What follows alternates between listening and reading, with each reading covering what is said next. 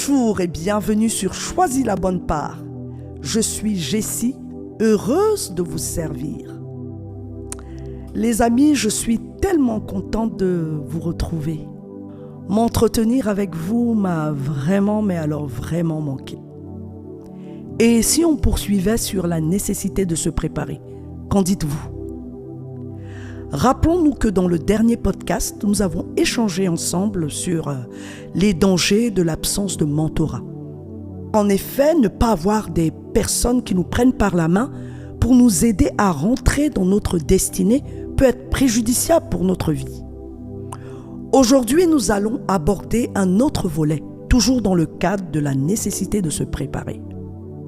Ce podcast s'adresse à ceux qui sont victimes de discrimination, à ceux qui sont considérés comme faibles, à ceux qu'on a méprisés, qu'on a chosifiés, à ceux qui sont considérés comme les rebuts de la société. D'entrée de jeu, mes chers amis, je voudrais vous dire que nous avons du prix aux yeux de Dieu, et ce, quel que soit notre rang social, quelle que soit notre condition présente, et même notre passif. Car Dieu ne fait exception de personne. J'aimerais ici partager avec vous l'histoire d'une petite fille du peuple d'Israël que je vous invite à lire personnellement, qui se trouve dans 2 Rois 5, des versets 1 à 27. Cette histoire commence par la victoire de l'armée de Syrie sur le peuple d'Israël. Et celle-ci est conduite par Naaman, le chef de l'armée du roi de Syrie. Malgré sa force, sa position, sa vaillance, Naaman est lépreux. Lors de leur expédition, les Syriens font prisonnière une petite fille du peuple d'Israël qui devient la servante de la femme de Naaman. En 2 Rois 5, verset 3, la Bible nous dit ceci. Un jour, la petite fille dit à sa maîtresse, « Ah, si mon maître pouvait aller voir le prophète qui est à Samarie, il le guérirait de sa lèpre. » Mes amis, on peut remarquer dans ce passage que cette petite fille n'a pas de nom. Elle est inconnue. Elle agit dans l'ombre, à l'abri de tous les regards, dans la discrétion. Plusieurs facteurs peuvent l'empêcher de parler, mais elle fait purement et simplement ce qu'elle doit faire. Quels sont ces facteurs ? Son âge, son genre, c'est une fille et même une petite fille. Les traditions, sa condition de servante, son origine. Elle est étrangère au milieu de ce peuple.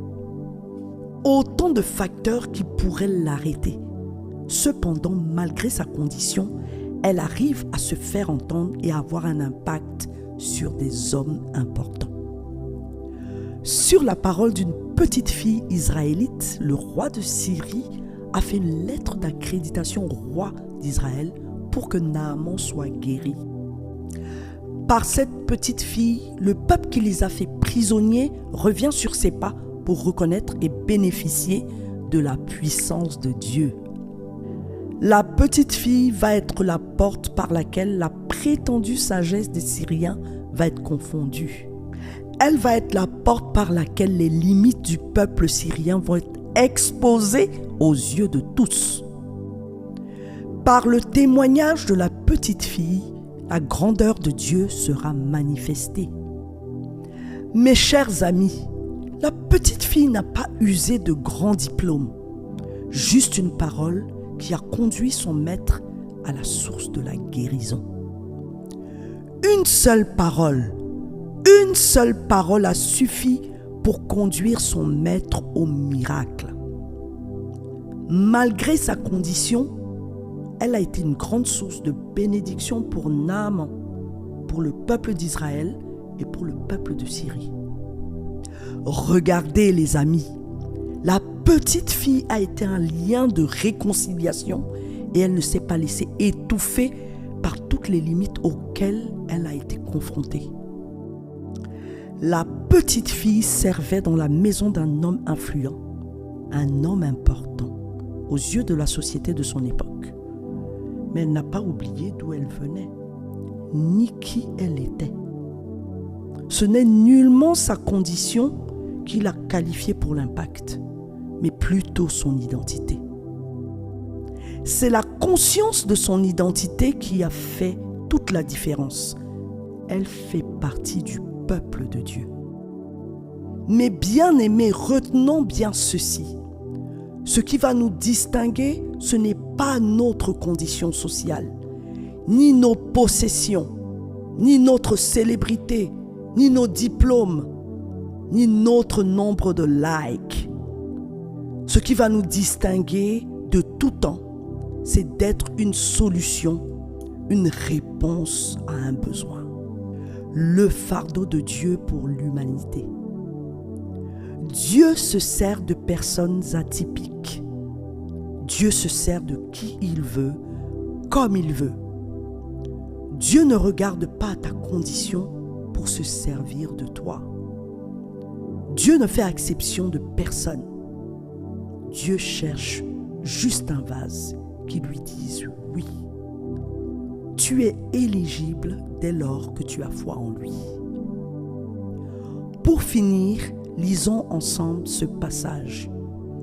Dans 1 Corinthiens 1, des versets 26 à 29, il est dit ceci. « Considérez, frères, que parmi vous qui avez été appelés, il n'y a ni beaucoup de sages selon la chair, ni beaucoup de puissants, ni beaucoup de nobles. Mais Dieu a choisi les choses folles de ce monde pour confondre les sages. Dieu a choisi les choses faibles du monde pour confondre les fortes.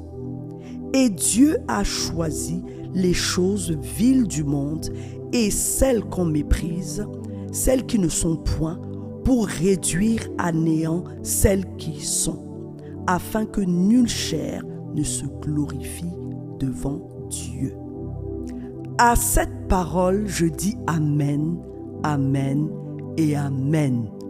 Soyez bénis.